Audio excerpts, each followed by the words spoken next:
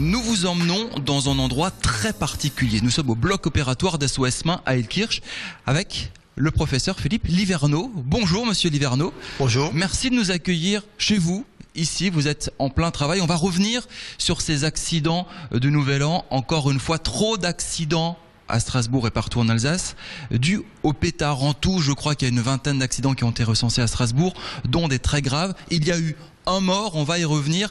Avant tout, aujourd'hui, vous êtes encore en train de soigner ces personnes ? Nous avons opéré le dernier patient qui restait de cette garde hier. Et nous avons reçu 11 patients en tout. Nous avions annoncé au départ 4, mais 7 autres patients sont arrivés le lendemain, des blessés un petit peu plus légers. Quel type de traumatisme ? Alors en fait, on a eu les traumatismes classiques, les moins graves, ce sont des brûlures. Simples brûlures qu'on arrive à faire cicatriser facilement. Mais les traumatismes les plus graves sont des explosions dans la main et une explosion essentiellement au niveau du pouce. Le pouce recule brutalement et ça l'arrache. Ça peut aller jusqu'à l'amputer. Et tout ça, ce ne sont pas des petits pétards qui font ça. Non, les pétards K1, à moins d'en allumer 100 dans la main, sont peu dangereux. Surtout les pétards à partir de K2, c'est-à-dire des pétards qui normalement sont en Alsace interdits à la vente. Ça devait être interdit et finalement les blessures que vous avez vues étaient dues à ces pétards. Oui, elles sont dues à ces pétards parce que ces pétards, on les trouve soit par la contrebande, soit on va les acheter ailleurs et on les ramène en Alsace. Alors il y avait plusieurs centaines de kilos de pétards qui avaient été trouvés par la police le 31 décembre, ça n'a pas suffi. Et je l'ai dit tout à l'heure, malheureusement, il y a eu un mort. Un accident mortier qui a explosé au visage d'une personne de 29 ans, c'était du côté de Sarre-Union. Comment vous réagissez à ce drame-là, à une personne morte à cause de l'explosion d'un mortier ? Comment voulez-vous que je réagisse ? Pour réagir en déplorant cet accident mortel qui devrait faire prendre conscience à la population de la dangerosité de ces armes, parce que ce sont des armes qui sont utilisées sans aucune protection. Prendre conscience, c'est ce que vous dites, vous, depuis plusieurs années quand même. Prendre conscience, il faut alerter évidemment tout le monde, alerter les services de l'État qui ont tenté d'interdire cette année, ça n'a pas suffi. Il faut faire quoi maintenant selon vous ? Moi, je pense que l'interdiction, ça ne fonctionne pas.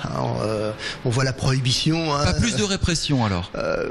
Peut-être de la répression, en tout cas sur les accidents graves. Je pense qu'il faut faire des enquêtes. La police fait son travail. Faire des enquêtes pour savoir d'où se sont procurées les personnes qui ont été blessées, afin de évidemment les punir si elles ont contrevenu à la loi. Mais je ne pense pas qu'il faille interdire les pétards parce que c'est une tradition en Alsace qui est tout à fait respectable. Vous savez, la voiture automobile, c'est dangereux aussi. Il y a beaucoup plus de morts par la voiture automobile que par les pétards. C'est pas pour ça qu'on va interdire les voitures automobiles. Non, mais on essaie d'encadrer l'utilisation de la voiture automobile par des permis, par des limitations de vitesse, par des contrôles. Eh bien, je pense qu'il faut adopter la même attitude avec les pétards. On peut sensibiliser en disant que vous pouvez transformer une vie en quelques secondes, une main explosée, en pouce arraché. On ne peut plus apprendre son métier, ni être boulanger, pâtissier ou autre chose, ou même secrétaire au bureau. Est-ce que comme ça on peut expliquer ? Mais oui, mais c'est pas suffisant, bien entendu. Mais on peut aussi expliquer que je reprends toujours l'accident de voiture. Bah oui, si vous prenez votre voiture, vous avez un accident, vous pouvez pas reprendre votre vie. Je crois qu'il y a un certain nombre de mesures à prendre, je suis pas le seul à les dire ces mesures, mais maintenant il faut peut-être s'y mettre. Je pense par exemple aux images.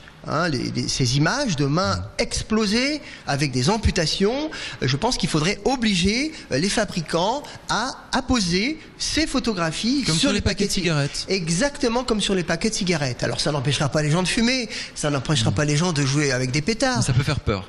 Mais ça peut faire peur, ça peut faire prendre conscience. Les gens, maintenant, qui allument une cigarette, ils sont conscients du risque qu'ils prennent. 2 blocs opératoires, ici, une dizaine de personnes travaillent, dont vous, professeur. On voit des patients se faire soigner. En combien de temps on peut se remettre d'une lésion sérieuse à la main ? Est-ce qu'on retrouve complètement ces sensibilités avec les techniques d'aujourd'hui ?